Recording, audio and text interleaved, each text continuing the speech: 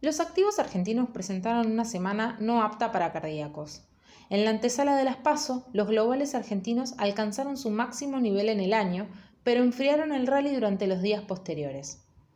Los bonos soberanos ahora ceden hasta 1.2% en septiembre, dejando el precio promedio ponderado de los mismos en torno a los 37.54 pesos.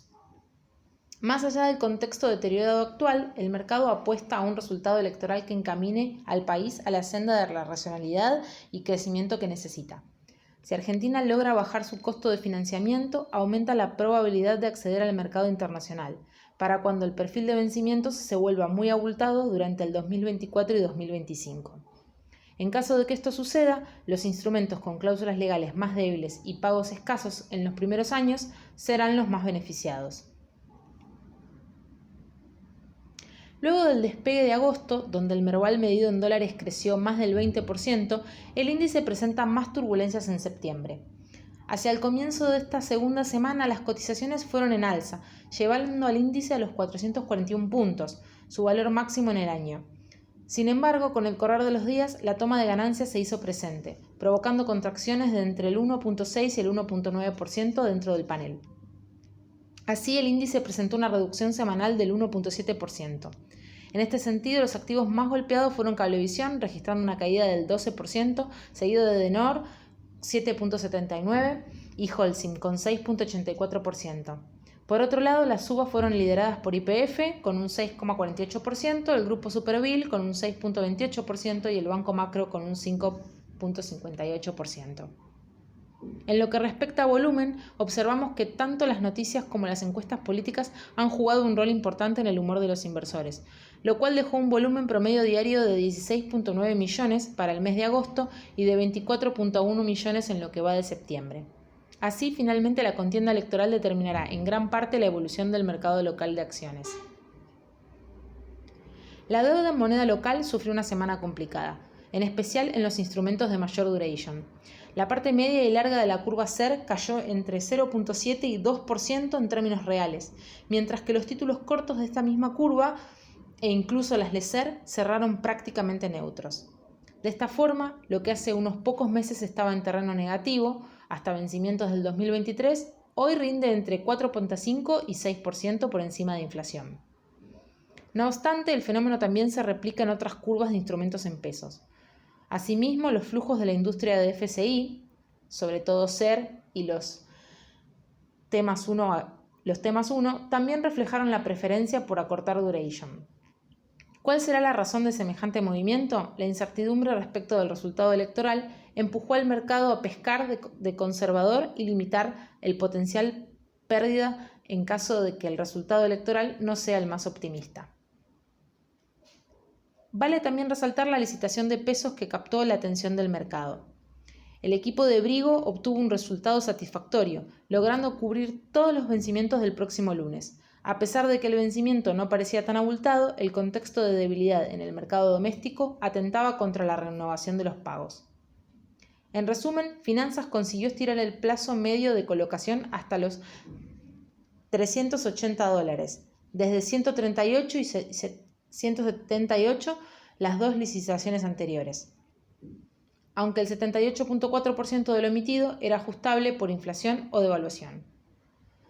Ahora bien, dadas las tasas de los instrumentos, en especial de las LESER, sospechamos de una participación activa del Fondo de Garantía de Sustentabilidad. Otra posibilidad pudo haber sido el sistema bancario, dado que el plazo de los títulos los habilitaba a intercambiar parte de los encajes de plazos fijos del ELIX a estos instrumentos. De esta manera, el rollover en el año alcanza el 100.5% en el mes y el 118% en lo que va del año, sin incluir lo emitido por el TS21. A pesar de haber recompuesto la imagen tras el agosto mediocre, todavía no alcanzan estos niveles de rollover para evitar un mayor financiamiento monetario de acá a fin de año. La sensación de un último cuatrimestre más que desafiante comienza a percibirse en el aire. El BCRA vendió 322 millones en la semana de dólares, producto de ventas acumuladas por 330 millones entre el lunes y jueves, y un magro resultado positivo de 8 millones de dólares el viernes. De esta manera cortó una racha de 12 jornadas sin resultados favorables que lo habían llevado a desprenderse de un total de 847 millones de dólares. La liquidación del agro sube 23% anual en septiembre, con precios 30% mayores, desacelerando fuertemente desde el 72% anual en agosto. ¿Cuántos dólares quedan en el BCRA? Hasta este jueves, las reservas netas se sitúan en torno a los 6.000 millones de dólares, bajando 2.000 millones desde el pico de julio. A la par, la emisión de pesos para financiar el Tesoro volvió a asomar, luego de 3 semanas de inactividad. Con una nueva transferencia por 60 millones de pesos, el financiamiento monetario llegó al 1.77% del PBI, siendo el tercero más alto desde la salida de la convertibilidad. Considerando que el déficit primario al menos se duplicará en septiembre respecto de agosto y lo difícil que se le hace al Tesoro conseguir financiamiento para cubrirlo, es inminente una nueva asistencia monetaria. Con respecto al plano internacional, una vez más, la semana que cerramos quedó marcada principalmente por los distintos datos de empleo de Estados Unidos. Por un lado, el miércoles conocimos la cifra de empleos disponibles publicada por el Departamento de Trabajo, la cual sorprendió para bien. Récord de empleos vacantes en el mes de julio por un total de 10.9 millones. Es probable que los mercados hayan reconocido que la decepcionante cifra de empleo de la semana pasada, la economía agregó solo 235.000 nuevos puestos de trabajo en agosto, casi un tercio de la estimación prevista, pueda tener un impacto limitado, dado que el obstáculo no estaría radicado en la oferta de trabajo. Adicionalmente, respecto a las solicitudes semanales de desempleo, las mismas se conocieron ayer y cayeron a 310.000, el nivel más bajo en casi un año y medio, otorgando un respiro a las preocupaciones en torno a la desaceleración del crecimiento económico, pero dejando nuevamente al descubierto su contracara. Vuelve a aparecer el temor por un inminente recorte de estímulos, en un momento en el que la variante Delta aún no abandona su protagonismo. En este marco, y con un último dato no menor conocido en la mañana de hoy, el índice de precios al productor del mes de agosto aumentó 0.7% contra el mes previo y superando las previsiones de 0.6%, la tasa del bono 10 años de Estados Unidos cerró con una suba en torno a los 3 puntos básicos. Sumergiéndonos en el equity, la semana estuvo marcada por el pesimismo y en consecuencia por números rojos. Septiembre comenzó con un acuerdo en las preocupaciones en torno a los niveles de las acciones americanas, luego de los máximos alcanzados en agosto. A pesar del reencuentro telefónico entre Biden y Xi Jinping, que relajó las tensiones entre las dos economías más grandes del mundo, el equity se empañó con el dato del IPP. ¿Por qué? Cualquier señal que apunte a una mayor probabilidad de que persista la alta inflación podría acelerar la respuesta de la Fed y por lo tanto afecta a los precios de las acciones.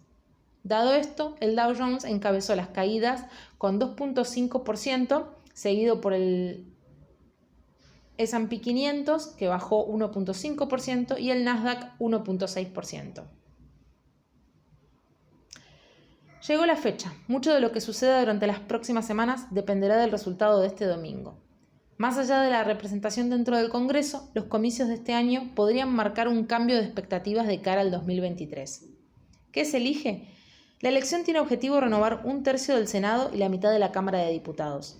En este punto, el oficialismo, que posee el quórum en la Cámara Alta, 41 versus los 37 bancas necesarias, buscará obtener la misma condición en diputados, 119 versus 129 requeridos.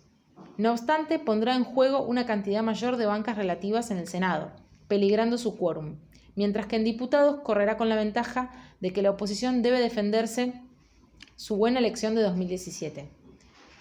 A pesar de las encuestas, el amplio piso de indecisos y la participación mínima récord esperada complica las proyecciones y deja un resultado abierto. En el plano internacional, nos acercamos al anuncio de la Fed del Comité Federal de Mercado Abierto, el FOMC, el del 22 de septiembre, y toda la atención de la próxima semana estarán las cifras del IPC de agosto. La estimación indica una desaceleración marginal del 5.4% al 5.3% en la inflación general, que va en línea con la hipótesis de transitoriedad de la Fed.